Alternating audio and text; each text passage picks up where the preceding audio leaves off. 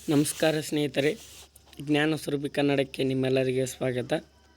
ಕಳೆದ ತರಗತಿಯಲ್ಲಿ ನಾವು ಕನ್ನಡ ವ್ಯಾಕರಣಕ್ಕೆ ಸಂಬಂಧಿಸಿದಂತೆ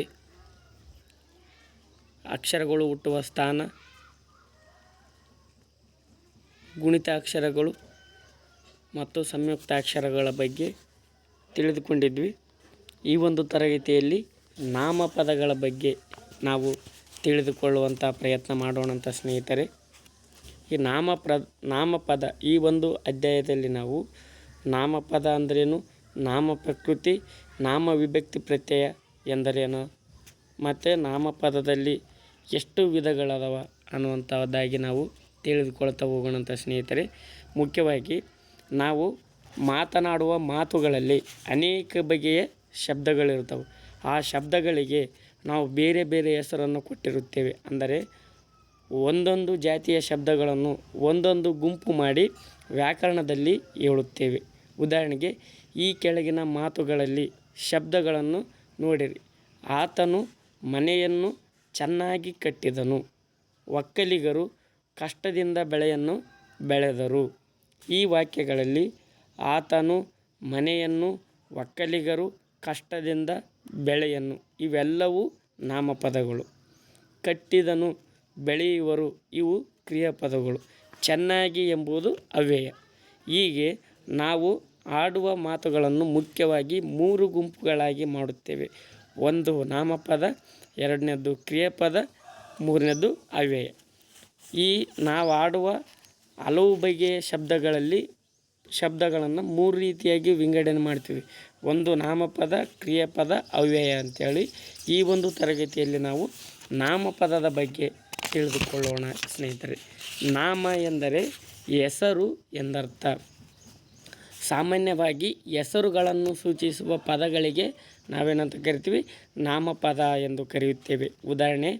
ಉದಾಹರಣೆಗೆ ವ್ಯಕ್ತಿಯ ಹೆಸರು, ವಸ್ತು, ಸ್ಥಳ, ಪ್ರಾಣಿಯ ಹೆಸರು, ಪಕ್ಷಿಯ ಹೆಸರು ಇವುಗಳನ್ನು ಸಹಿತ ನಾವು ನಾಮಪದಗಳು ಅಂತೇಳಿ ಕರಿತೀವಿ ಸ್ನೇಹಿತರೆ. ಈ ನಾಮಪದ ಬರಬೇಕಪ್ಪ ಅಂತಂದ್ರೆ ಅದಕ್ಕೆ ಮೂಲ ರೂಪ ಇರಬೇಕಾಗುತ್ತದೆ. ಆ ನಾಮಪದದ ಮೂಲ ರೂಪವನ್ನು ನಾವು ನಾಮ ಪ್ರಕೃತಿ ಅಂತೇಳಿ ಕರಿತೀವಿ. ನಾಮಪದದ ಮೂಲ ರೂಪವಾಗಿಯೂ ಕ್ರಿಯೆಯ ಅರ್ಥವನ್ನು ಕೊಡದೆಯೂ ಇರುವ ಶಬ್ದವೇ ನಾಮ ಪ್ರಕೃತಿ ಎಂದು ಕರೆಯುತ್ತೇವೆ. ನೋಡಿರಿ, ನಾಮಪದದ ಮೂಲ ರೂಪವಾಗಿರಬೇಕು ಮತ್ತು ಅದು ಕ್ರಿಯೆಯ ಅರ್ಥವನ್ನು ಕೊಡಬಾರದು. ಅಂತಹ ಒಂದು ಶಬ್ದಗಳಿಗೆ ನಾವು ನಾಮ ಪ್ರಕೃತಿ ಅಂತೇಳಿ ಕರಿತೀವಿ ಸ್ನೇಹಿತರೆ.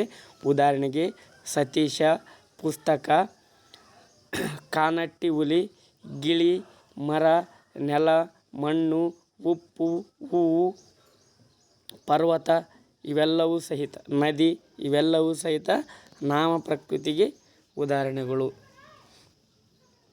ನಾಮಪದ ಎಂದರೇನು ಅಂದರೆ, ನಾಮಪದ ಅಂತಂದರೆ ನಾಮ ಪ್ರಕೃತಿಗಳಿಗೆ ನಾಮ ವಿಭಕ್ತಿ ಪ್ರತ್ಯಯ ಸೇರಿ ನಾಮಪದ ಎಂದು ಕರೆಸಿಕೊಳ್ಳುತ್ತದೆ. ನಾಮ ಪ್ರಕೃತಿಗಳಿಗೆ ವಿಭಕ್ತಿ ಪ್ರತ್ಯಯಗಳು ಸೇರಿ ಆಗುವ ಪದಕ್ಕೆ ನಾವು ನಾಮಪದ ಎಂದು ಕರೆಯುತ್ತೇವೆ. ಉದಾಹರಣೆಗೆ ನಾಮ ಪ್ರಕೃತಿ ವಿಭಕ್ತಿ ಪ್ರತ್ಯಯ ನಾಮಪದ. ಮನೆ ಅಧಿಕ್ ಉ ಮನೆಯು, ಕಲ್ಲು ಅಧಿಕ್ ಅನ್ನು ಕಲ್ಲನ್ನು, ಹೊಲ ಅಧಿಕ್ ಇಂದ ಹೊಲದಿಂದ, ನೆಲ ಅಧಿಕ್ಕೆ ನೆಲಕ್ಕೆ, ಶಾಲೆ ಅಧಿಕ್ ಅಲ್ಲಿ ಶಾಲೆಯಲ್ಲಿ. ಇವು ಏನಪ್ಪ ಅಂತಂದರೆ ನಾಮಪದಗಳಾಗಿರ್ತವೆ ಸ್ನೇಹಿತರೆ. ಮನೆ, ಕಲ್ಲು, ಹೊಲ, ನೆಲ, ಶಾಲೆ ಅನ್ನುವಂಥದ್ದು ನಾಮ ಪ್ರಕೃತಿ. ಹೂ, ಅನ್ನು, ಇಂದ, ಕೆ, ಅಲ್ಲಿ ಅನ್ನುವಂಥ ಇವು ವಿಭಕ್ತಿ ಪ್ರತ್ಯಯಗಳಾಗಿರ್ತವೆ. ನಾಮ ಪ್ರಕೃತಿಗಳಿಗೆ ವಿಭಕ್ತಿ ಪ್ರತ್ಯಯಗಳು ಸೇರಿ ಆಗುವಂತಹ ಮನೆಯನ್ನು, ಕಲ್ಲನ್ನು, ಹೊಲದಿಂದ, ನೆಲಕ್ಕೆ, ಶಾಲೆಯಲ್ಲಿ ಈ ಪದಗಳಿಗೆ ನಾವು ನಾಮಪದ ಎಂದು ಕರೆಯುತ್ತೇವೆ ಸ್ನೇಹಿತರೆ.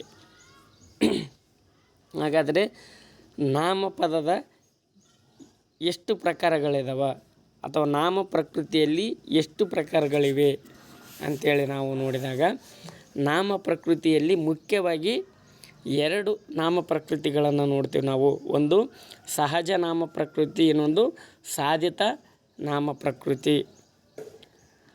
ಸಹಜ ನಾಮ ಪ್ರಕೃತಿಯಲ್ಲಿ ಮನುಷ್ಯರ ಹೆಸರು, ಪ್ರಾಣಿಯ ಹೆಸರು, ವಸ್ತುವಿನ ಗುಣ ಸ್ವಭಾವವನ್ನು ಹೇಳುವಂಥದ್ದು.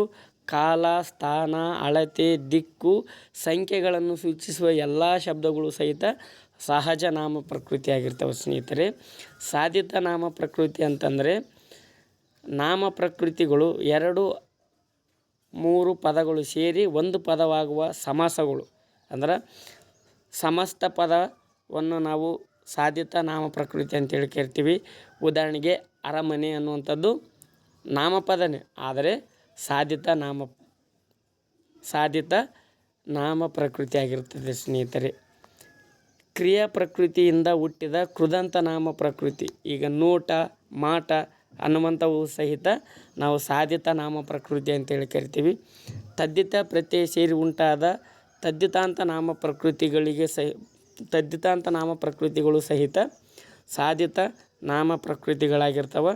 ಉದಾಹರಣೆಗೆ ಮಾಲೆಗಾರ, ಹೂವಾಡಿಗ, ಆವಾಡಿಗ ಇವೆಲ್ಲವೂ ಸಹಿತ ಸಾಧಿತ ನಾಮ ಪ್ರಕೃತಿಗಳಾಗಿರ್ತವೆ ಸ್ನೇಹಿತರೆ. ಇದು ಮುಖ್ಯವಾಗಿ ನಾಮಪದದ ಪ್ರಕಾರಗಳು. ನಾಮಪದದಲ್ಲಿ ಹಲವಾರು ಪ್ರಕಾರಗಳಿವೆ. ಮುಖ್ಯವಾಗಿ ನಾವು 8 ಪ್ರಕಾರಗಳನ್ನು ನೋಡ್ತೀವಿ. 1 ವಸ್ತುವಾಚಕ, ಗುಣವಾಚಕ, ಸಂಖ್ಯಾವಾಚಕ, ಸಂಖ್ಯೇಯವಾಚಕ, ಭಾವನಾಮ, ಪರಿಮಾಣವಾಚಕ, ಪ್ರಕಾರವಾಚಕ, ದಿಗ್ವಾಚಕ, ಇನ್ನೊಂದು ಕೊನೆಯದಾಗಿ ಸರ್ವನಾಮ. ನೋಡಿರಿ, ವಸ್ತುವಾಚಕ ಮೊದಲನೇದು ವಸ್ತುವಾಚಕ. ವಸ್ತುಗಳ ಹೆಸರನ್ನು ಹೇಳುವ ಪದಗಳೇ ವಸ್ತುವಾಚಕಗಳು ಎಂದು ಕರೆಯಿಸಿಕೊಳ್ಳುತ್ತವೆ. ವಸ್ತುವಾಚಕದಲ್ಲಿ ಮತ್ತೆ ನಾವು 3 ಪ್ರಕಾರಗಳನ್ನು ನೋಡ್ತೀವಿ. 1 ಅಂಕಿತನಾಮ, ರೂಢನಾಮ, ಅನ್ವರ್ಥಕನಾಮ. ಅಂದರೆ ಚೇತನ, ಅಚೇತನ ಅಂತೇಳಿ ನೋಡ್ತೀವಿ. ಚೇತನ ವಸ್ತುಗಳು ಅಂದರೆ ಜೀವ ಉಳ್ಳವು. ಉದಾಹರಣೆಗೆ ಮನುಷ್ಯ, ಪ್ರಾಣಿ, ಪಕ್ಷಿ. ಅಚೇತನ ವಸ್ತುಗಳು ಜೀವ ಇಲ್ಲದ, ಉದಾಹರಣೆಗೆ ನೆಲ, ಜಲ, ಹಣ್ಣು, ಕಾಯಿ, ಮನೆ, ಬೆಟ್ಟ ಇತ್ಯಾದಿ. ನೋಡಿರಿ, ಅಂಕಿತನಾಮ ಎಂದರೆ ವಸ್ತು ಅಥವಾ ಸ್ಥಳವನ್ನು ನಿರ್ದಿಷ್ಟವಾಗಿ ಗುರುತಿಸಲು ಇಟ್ಟಂತಹ ಹೆಸರುಗಳಿಗೆ ನಾವು ಅಂಕಿತನಾಮ ಎಂದು ಕರೆಯುತ್ತೇವೆ. ಉದಾಹರಣೆಗೆ ಕಾವೇರಿ, ನಾವು ಬಸವಲಿಂಗ, ಹಿಮಾಲಯ ಅಂದರೆ ಪರ್ವತವನ್ನು ನಿರ್ದಿಷ್ಟವಾಗಿ ಹಿಮಾಲಯ ಪರ್ವತ, ಶಂಕರ. ಊರನ್ನು ಗುರುತಿಸಲು ಬೆಂಗಳೂರು, ಮಂಗಳೂರು, ಶೃಂಗೇರಿ ಇವೆಲ್ಲವೂ ಸಹಿತ ಅಂಕಿತನಾಮ ಎಂದು ಕರೆಸಿಕೊಳ್ಳುತ್ತವೆ. ರೂಢನಾಮ, ರೂಢಿಯಿಂದ ಬಂದಂತಹ ಹೆಸರುಗಳೇ ರೂಢನಾಮಗಳು ಎನಿಸಿಕೊಳ್ಳುತ್ತವೆ. ನದಿ, ಪರ್ವತ, ಮನುಷ್ಯ, ಹೆಂಗಸು, ಮರ, ದೇಶ ಇವೆಲ್ಲವೂ ಸಹಿತ ರೂಢಿಯಿಂದ ಬಂದಂತಹ ಹೆಸರುಗಳಾಗಿರುತ್ತವೆ. ಅನ್ವರ್ಥಕನಾಮ, ಅನ್ವರ್ಥಕನಾಮ ಎಂದರೆ ಅರ್ಥಕ್ಕೆ ಅನುಗುಣವಾಗಿ ಬಂದ ಹೆಸರುಗಳೇ ಅನ್ವರ್ಥಕನಾಮ ಎನಿಸಿಕೊಳ್ಳುತ್ತವೆ. ಉದಾಹರಣೆಗೆ ವ್ಯಾಪಾರಿ, ವಿದ್ವಾಂಸ, ಶಿಕ್ಷಕ, ರೋಗಿ, ವೈದ್ಯ, ಕುಂಟ, ಎಳವ, ಕಿವುಡ, ಮೂಗ, ವಿದ್ವಾಂಸ, ವಿದ್ಯಾರ್ಥಿ, ಕವಿ, ಚಾಲಕ, ಸೈನಿಕ, ನಿರ್ವಾಹಕ, ಪೂಜಾರಿ, ಸಿಂಪಿಗ, ರೈತ ಇವೆಲ್ಲವೂ ಸಹಿತ ಅನ್ವರ್ಥಕ ನಾಮಗಳಿಗೆ ಉದಾಹರಣೆಗಳಾಗಿರ್ತವೆ ಸ್ನೇಹಿತರೆ. ಎರಡನೇದು ಗುಣವಾಚಕ. ವಸ್ತುಗಳ ಗುಣ, ರೀತಿ, ಸ್ವಭಾವವನ್ನು ಹೇಳುವ ವಿಶೇಷಣಗಳಿಗೆ ನಾವು ಗುಣವಾಚಕಗಳು ಎಂದು ಕರೆಯುತ್ತೇವೆ. ಉದಾಹರಣೆಗೆ ದೊಡ್ಡ, ಚಿಕ್ಕ, ಕಿರಿದು, ಒಳ್ಳೆಯ, ಕೆಟ್ಟದ್ದು, ಬಿಳಿದು, ಕರಿದು, ಹೊಸದು, ಹಳೆದು, ಪಿರಿದು, ಹಿರಿದು, ಕಿರಿದು, ಎಳದು, ಕಪ್ಪು, ಕೆಂಪು, ಬಿಳುಪು ಇವೆಲ್ಲವೂ ಸಹಿತ ಗುಣವಾಚಕಗಳಿಗೆ ಉದಾಹರಣೆಗಳಾಗಿರ್ತವೆ ಸ್ನೇಹಿತರೆ. ಮೂರನೇದಾಗಿ ಸಂಖ್ಯಾವಾಚಕ. ಸಂಖ್ಯೆಯನ್ನು ಸೂಚಿಸುವ ಪದಗಳಿಗೆ ಸಂಖ್ಯಾವಾಚಕಗಳು ಎನ್ನುತ್ತಾರೆ. 1, 2, 10, 105, 1000, ಲಕ್ಷ, ಕೋಟಿ ಇವೆಲ್ಲವೂ ಸಹಿತ ಸಂಖ್ಯೆಯನ್ನು ಸೂಚಿಸುವಂಥ ಪದಗಳು ಸಂಖ್ಯಾವಾಚಕಗಳಾಗಿರ್ತವೆ. ನಾಲ್ಕನೆಯದಾಗಿ ಸಂಖ್ಯೇಯವಾಚಕ. ಸಂಖ್ಯೆಯಿಂದ ಕೂಡಿರುವ ವಸ್ತುಗಳನ್ನು ಹೇಳುವ ಪದಗಳಿಗೆ ಸಂಖ್ಯೇಯವಾಚಕಗಳು ಎನ್ನುತ್ತಾರೆ. ಉದಾಹರಣೆಗೆ 2ನೆಯ ಹುಟ್ಟುಹಬ್ಬ, ಮೊದಲನೆಯ ವಿವಾಹ ವಿವಾಹ ವಾರ್ಷಿಕೋತ್ಸವ ಅಂತ ಕರಿತೀವಲ್ಲ ನಾವು. 1ನೆಯ 2ನೆಯ 1ನೆಯ ತರಗತಿ 2ನೆಯ ತರಗತಿ ಇವೆಲ್ಲವೂ ಸಹಿತ ಸಂಖ್ಯೆಯ ವಾಚಕಗಳಾಗಿರ್ತವೆ. 2ನೆಯ 4ನೆಯ 10ನೆಯ 3 5 2ನೇ 4ನೇ 10ನೇ ಇವೆಲ್ಲವೂ ಸಹಿತ ಸಂಖ್ಯೆಯ ವಾಚಕಗಳಾಗಿರುತ್ತವೆ ಸ್ನೇಹಿತರೆ. 5ನೇದು ಭಾವನಾಮ. ವಸ್ತು ಮತ್ತು ಕ್ರಿಯೆಗಳ ಭಾವವನ್ನು ತಿಳಿಸುವ ಪದಗಳಿಗೆ ನಾವು ಭಾವನಾಮ ಎನ್ನುತ್ತೇವೆ.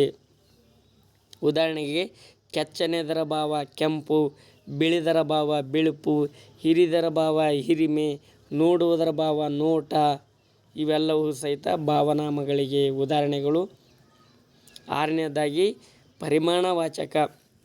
ವಸ್ತುವಿನ ಪರಿಮಾಣ ಗಾತ್ರವನ್ನು ಹೇಳುವ ಪದಗಳಿಗೆ ಪರಿಮಾಣವಾಚಕ ಎನ್ನುವರು.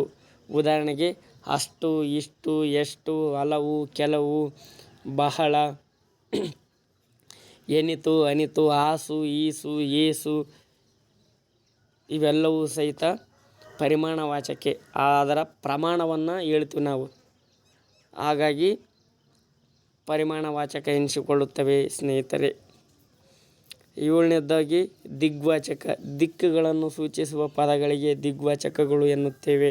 ಉದಾಹರಣೆಗೆ ಮೂಡಣ, ಪಡುವಣ, ತೆಂಕಣ, ಬಡಗಣ, ಪೂರ್ವ, ಪಶ್ಚಿಮ, ಉತ್ತರ, ದಕ್ಷಿಣ, ಆಗ್ನೇಯ, ನೈಋತ್ಯ, ವಾಯುವ್ಯ, ಈಶಾನ್ಯ, ಮೇಲೆ, ಕೆಳಗೆ, ಹಿಂದೆ, ಮುಂದೆ, ಆಚೆ, ಈಚೆ ಇತ್ಯಾದಿ ಇವೆಲ್ಲವೂ ಸಹಿತ ದಿಗ್ವಾಚಕಗಳು ಸ್ನೇಹಿತರೆ.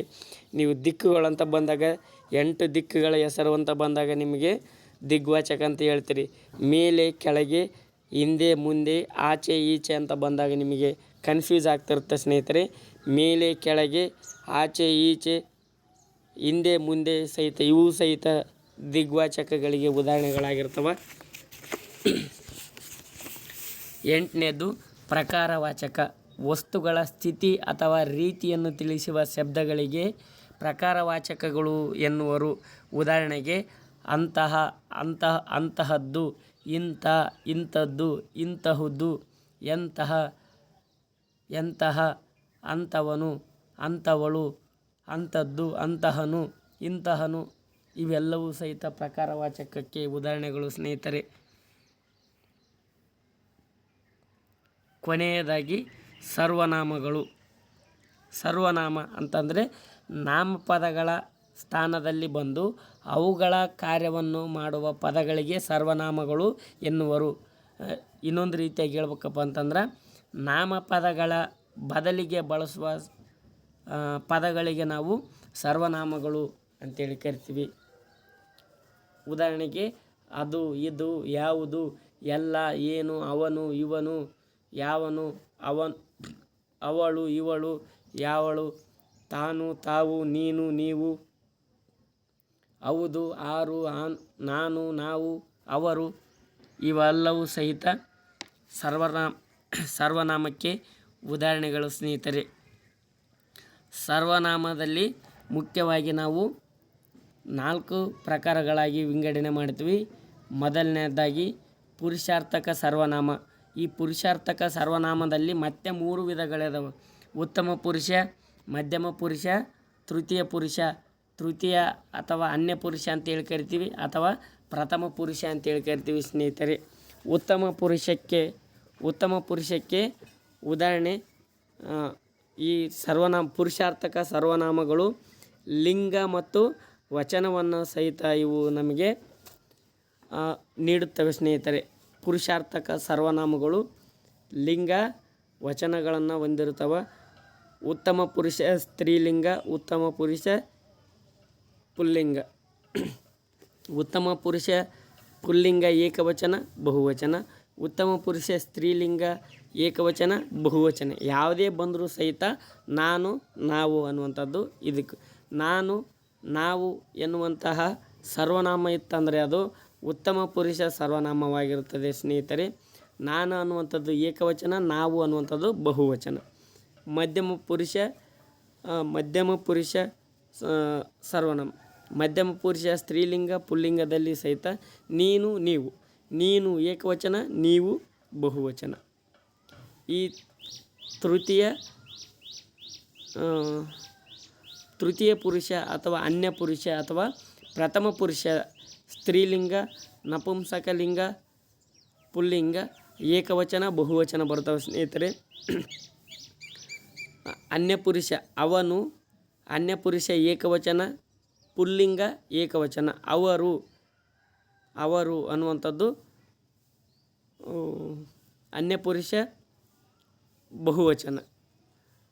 ಅನ್ಯಪುರುಷ ಸ್ತ್ರೀಲಿಂಗ ಅವಳು ಏಕವಚನ, ಅವಳು ಅನ್ಯಪುರುಷ ಸ್ತ್ರೀಲಿಂಗ ಏಕವಚನ, ಅವರು ಅನ್ಯಪುರುಷ ಬಹುವಚನ. ಇದು ಅನ್ಯಪುರುಷ ನಪುಂಸಕಲಿಂಗ ಏಕವಚನ, ಅವು ಅನ್ಯಪುರುಷ ನಪುಂಸಕಲಿಂಗ ಬಹುವಚನ. ಇದು ಗೊತ್ತಿರಲಿ ಸ್ನೇಹಿತರೆ. ಎರಡನೇದಾಗಿ ಪ್ರಶ್ನಾರ್ಥಕ ಸರ್ವನಾಮಗಳು. ಪ್ರಶ್ನೆಗಳನ್ನು ಹೇಳುವಾಗ ಬಳಸುವ ಪದಗಳನ್ನು ಪ್ರಶ್ನಾರ್ಥಕ ಸರ್ವನಾಮಗಳು ಎಂದು ಕರೆಯುತ್ತೇವೆ. ಯಾರು, ಯಾವುದು, ಏನು, ಏಕೆ, ಹೇಗೆ, ಯಾವನು, ಯಾವಳು, ಯಾವಾಗ ಇವೆಲ್ಲವೂ ಸಹಿತ, ಎಲ್ಲಿ ಇವೆಲ್ಲವೂ ಸಹಿತ ಪ್ರಶ್ನಾರ್ಥಕ ಸರ್ವನಾಮಗಳಿಗೆ ಉದಾಹರಣೆಗಳು ಸ್ನೇಹಿತರೆ. ಮೂರನೆಯದು ಆತ್ಮಾರ್ಥಕ ಸರ್ವನಾಮ. ತನ್ನತನದ ಬಗ್ಗೆ ತಿಳಿಸುವ ಪದಗಳಿಗೆ ಆತ್ಮಾರ್ಥಕ ಸರ್ವನಾಮ ಎನ್ನುವರು. ತಾನು, ತಾವು, ತನ್ನ, ತಮ್ಮ, ತನಗೆ, ತಮಗೆ, ತನ್ನಿಂದ, ತಮ್ಮಿಂದ, ತನಗಾಗಿ, ತಮಗಾಗಿ, ತನಗೋಸ್ಕರ, ತಮಗೋಸ್ಕರ ಇವೆಲ್ಲವೂ ಸಹಿತ ಆತ್ಮಾರ್ಥಕ ಸರ್ವನಾಮಗಳಿಗೆ ಉದಾಹರಣೆಗಳು ಸ್ನೇಹಿತರೆ. ನಾಲ್ಕನೇದ್ದು ನಿರ್ದೇಶಾತ್ಮಕ ಸರ್ವನಾಮ. ನಾಮಪದಗಳಿಗೆ ವಿಶೇಷಣವಾಗಿ ಕೆಲಸ ಮಾಡುವ ಪದಗಳಿಗೆ ನಿರ್ದೇಶಾತ್ಮಕ ಸರ್ವನಾಮ ಎನ್ನುತ್ತಾರೆ. ಉದಾಹರಣೆಗೆ ಆ, ಈ, ಅದು, ಇದು, ಅದನ್ನು, ಇದನ್ನು ಅನ್ನುವಂಥದ್ದು ನಿರ್ದೇಶಾತ್ಮಕ ಸರ್ವನಾಮ ಅಂತೇಳಿ ಕರಿತೀವಿ ಸ್ನೇಹಿತರೆ. ಈ ನಿರ್ದೇಶಾತ್ಮಕ ಸರ್ವನಾಮಗಳನ್ನು ಹೇಗೆ ಬಳಸ್ತೀವಪ್ಪ ಅಂತಂದರೆ, ಉದಾಹರಣೆಗೆ ತಾಜ್ ಮಹಲ್ ಸುಂದರವಾದ ವಾಸ್ತುಶಿಲ್ಪ, ಅದನ್ನು ಶಹಜಾನ್ ನಿರ್ಮಿಸಿದನು, ಅದು ಆಗ್ರಾದಲ್ಲಿದೆ. ಈ ವಾಸ್ತುಶಿಲ್ಪ ತುಂಬ ಜಗತ್ಪ್ರಸಿದ್ಧವಾಗಿದೆ, ಆ ಕಾರಣದಿಂದಾಗಿ ಹೆಚ್ಚು ಪ್ರವಾಸಿಗರು ಭೇಟಿ ನೀಡುತ್ತಾರೆ. ಈ ಒಂದು ವಾಕ್ಯದಲ್ಲಿ ಅದನ್ನು, ಅದು, ಈ, ಆ, ಈ ಅಕ್ಷರಗಳನ್ನು ನಾವು ನಿರ್ದೇಶಾತ್ಮಕ ಸರ್ವನಾಮಗಳು ಅಂತೇಳಿ ಕರೆಯುತ್ತೇವೆ ಸ್ನೇಹಿತರೆ. ಇಲ್ಲಿಯವರೆಗೆ ನಾವು ನಾಮಪದಗಳು, ನಾಮಪದದ ಪ್ರಕಾರಗಳು, ಸರ್ವನಾಮ ಮತ್ತು ಸರ್ವನಾಮದ ಪ್ರಕಾರಗಳನ್ನು ತಿಳಿದುಕೊಂಡೆವು ಸ್ನೇಹಿತರೆ. ಈಗ ಮುಂದಿನ ತರಗತಿಯಲ್ಲಿ ನಾವು ವಿಭಕ್ತಿ ಪ್ರತ್ಯಯಗಳನ್ನು ತಿಳಿದುಕೊಳ್ಳೋಣ ಅಂತ ಸ್ನೇಹಿತರೆ.